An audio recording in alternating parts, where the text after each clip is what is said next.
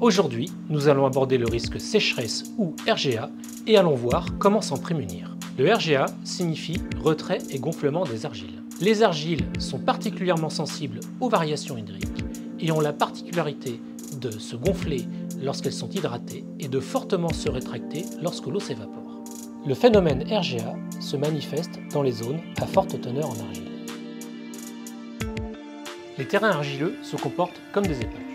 Pendant un épisode de sécheresse, l'eau s'évapore, le terrain se rétracte, provoquant des dommages sur les fondations et par conséquence sur le bâtiment, avec l'apparition de fissures plus ou moins importantes. Ces désordres peuvent rendre un bâtiment inhabitable.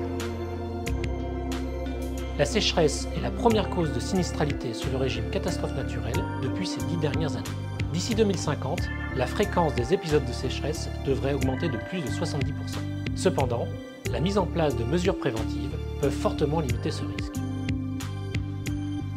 Premier conseil, il faut surveiller attentivement l'apparition de dommages éventuels.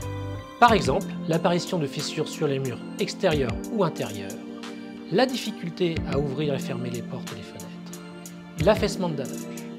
Deuxième conseil, il est important de maîtriser la végétation autour de la maison car elle peut avoir un impact significatif sur le phénomène de RGA. Il faut savoir que plus le feuillage est important, plus la végétation va pomper l'eau du sol. On peut élaguer, voire supprimer des arbres trop proches, planter des arbustes qui ont de faibles besoins en eau. À défaut, on peut installer des écrans anti-racines pour protéger durablement les fondations. Troisième conseil, il faut s'assurer que vos canalisations d'eau usée ou d'eau pluviale soient bien étanches. Un tuyau fissuré peut provoquer un affaissement du sol autour de la maison et fragiliser les fondations. Si les eaux pluviales ne sont pas collectées, il est important de mettre en place un réseau de collecte pour les éloigner loin de la maison. Quatrième conseil, si le terrain est en pente et que l'eau a tendance à s'accumuler au pied de la maison, il faut installer un drainage pour évacuer l'eau superficielle. Cinquième conseil, il faut protéger les sols à l'aide d'un trottoir périmétrique ou d'une géomembrane. Leur réalisation permet de limiter les variations d'humidité des sols et ainsi protéger durablement les fondations.